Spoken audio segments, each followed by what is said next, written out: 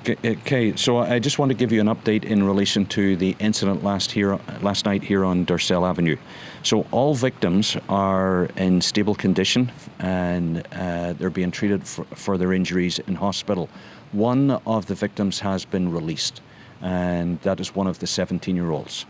But the staff at the trauma centres and the paramedics did an outstanding job, and they are credited with being able to save these people and that they didn't succumb to more serious injuries. Our forensic teams continue to work in the scene here. They're combing the area there's numerous vehicles have been struck, and there is a lot of shell casings located through the complex here.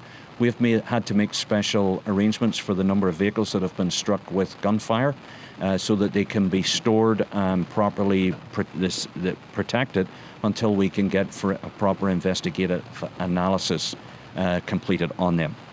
Last night when the gunfire erupted, there was an ice cream truck located within the complex, and that ice cream truck had families, parents, children gathered around the ice cream truck. The suspects opened fire while that ice cream truck was there, with complete disregard for any of the children or families that were gathered around that vehicle. That driver fled and left the scene as soon as this incident happened.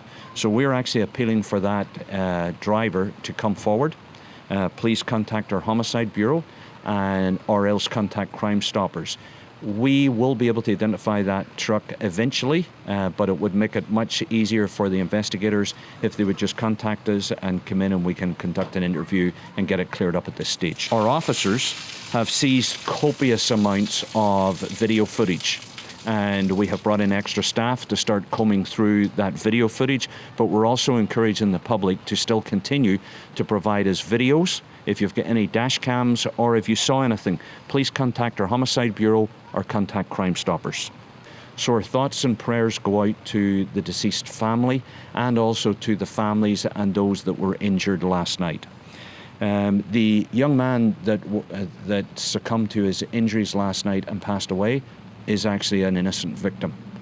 He was not involved in this incident in any way. He lives in the complex and a completely innocent victim of this hail of gunfire.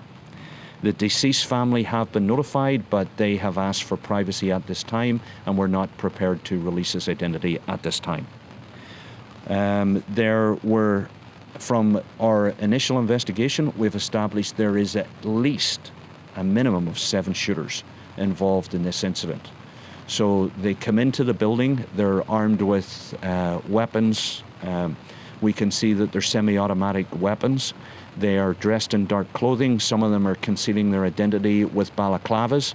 They make their way subtly into the back of the complex here, where there is about to be a video shot, a rap video in the parquet area. When they make their way into the back of the complex here, then they open fire indiscriminately on the individuals making that video. The suspects, as I say, were all dressed in dark clothing. This was an ambush-style attack.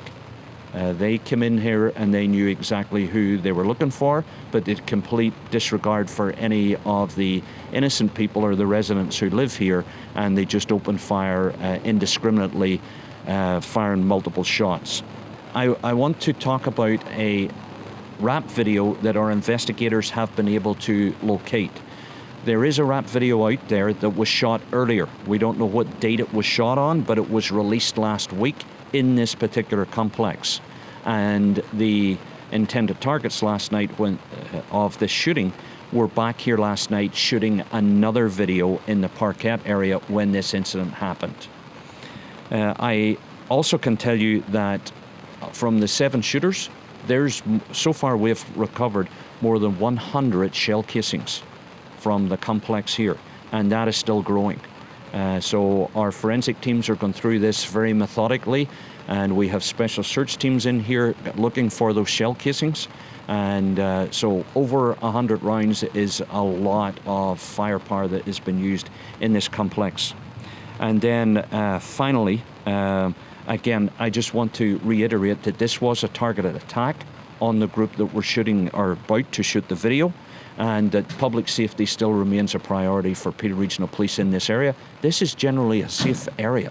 This is not a common happening even in the city of Mississauga, never mind within Malton. Okay? Thank you. Thank you.